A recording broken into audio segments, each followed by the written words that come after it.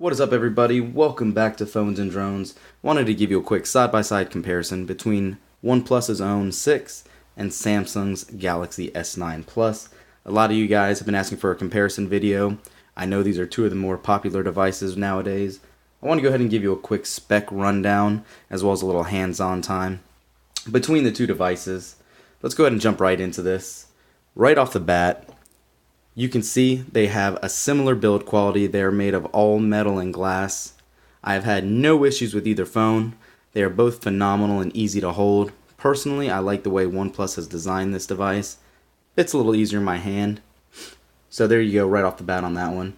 You are getting a little larger screen on the OnePlus 6. You're getting a 6.28 inch AMOLED display as opposed to a 6.2 inch AMOLED display on Samsung's own phone. You can see just what that means here.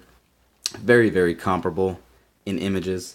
There might be only 2/100ths of an inch difference in the screen size. However, the screen resolution, there is a huge difference in regards to that. On the S9 Plus, you are getting that 2K display with 529 pixels per inch with a 2960 by 1440 display. As opposed to the OnePlus, you're getting a 2280 by 1080 display, which is only 420 pixels per inch. So right off the bat, you will see a difference there if you put your S9 Plus in that higher resolution display mode. If not, if you're running it at 1080, there is no difference between the two devices. And I can tell you right now, this 1080p display on this, the AMOLED display, is one of the best ones I've ever used. You are getting 8.1 Oreo right out of the box on the OnePlus as opposed to 8.0 on the S9 Plus.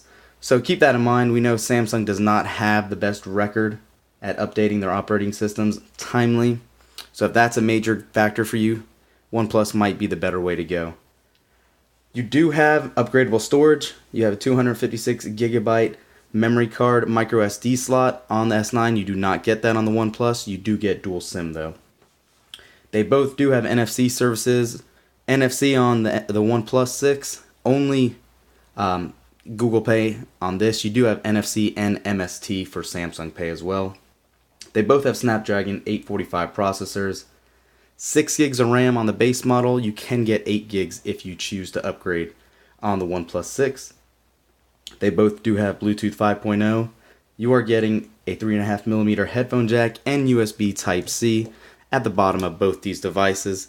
That is fantastic. OnePlus has not got away from that yet. It's hard to see in camera, but you can see it there on the bottom right. Samsung has it on the bottom left there. That is awesome in my opinion. You are getting fingerprint sensors on the back. You also do have face unlock on the front. You have iris scanning for that extra level of security on the S9 Plus as well. You're getting a 3300 milliamp hour battery, chargeable via dash charge, which is definitely one of the fastest charging methods I've ever used on any phone. I prefer it night and day over Qualcomm's Quick Charge 3. I've yet to test out the Quick Charge 4.0. Unfortunately, one downside for you Verizon and Sprint folks, you will not be able to use this device. It is only compatible with GSM networks. You can use it in certain areas on Verizon, but it is not officially supported. So keep that in mind, guys. Whereas opposed to the S9, it is actually good to go on all 4 of the major networks, as well as any of their Monovo carriers. The price is one of the biggest pressing points that OnePlus has always gone with for years now, ever since their OnePlus One. You're getting so much value for your money in this package. This phone only starts at $530 for the base model with 6 gigs of RAM and 64 gigs of storage.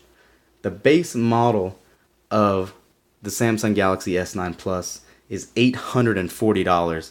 That is a huge difference. You're talking over $300 right there. So if price is your biggest concern, you definitely need to go with the OnePlus. You will not be disappointed. If we jump back to the back of these devices, we talked about it earlier. They're both glass builds. They are a fingerprint magnet.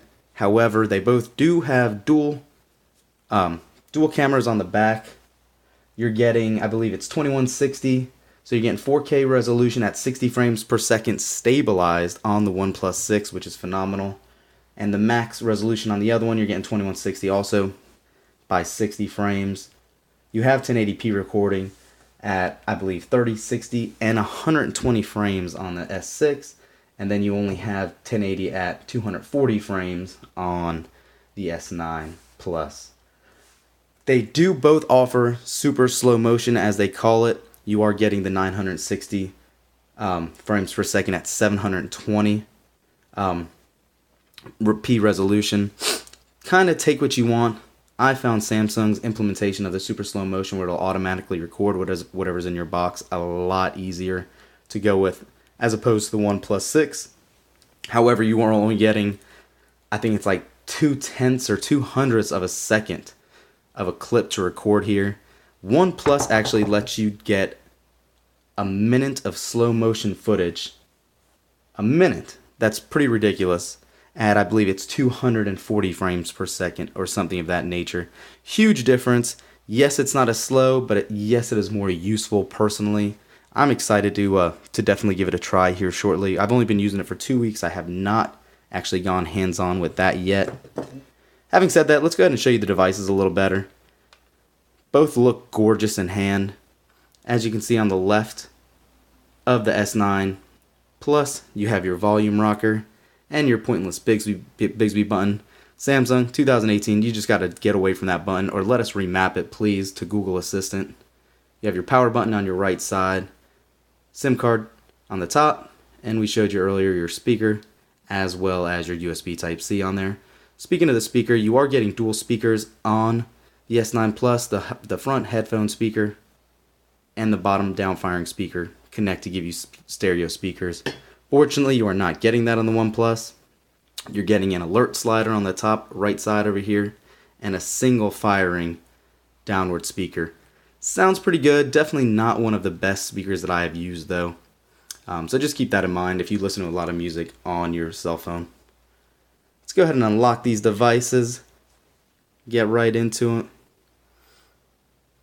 And you can see right off the bat, I have actually been using the gesture navigation on the OnePlus 6, kind of mocking what Apple did with the iPhone 10, and I like it. I gotta say, it's definitely smooth. It's not as fluid as what Apple offers right now, but I hope with a couple software updates it will be.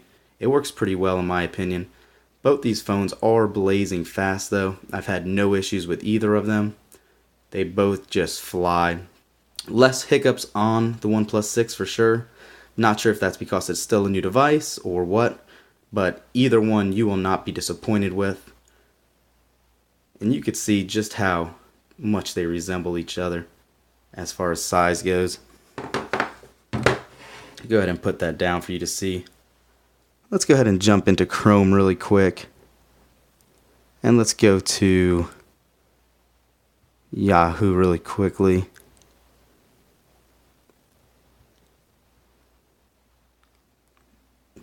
One, two, three.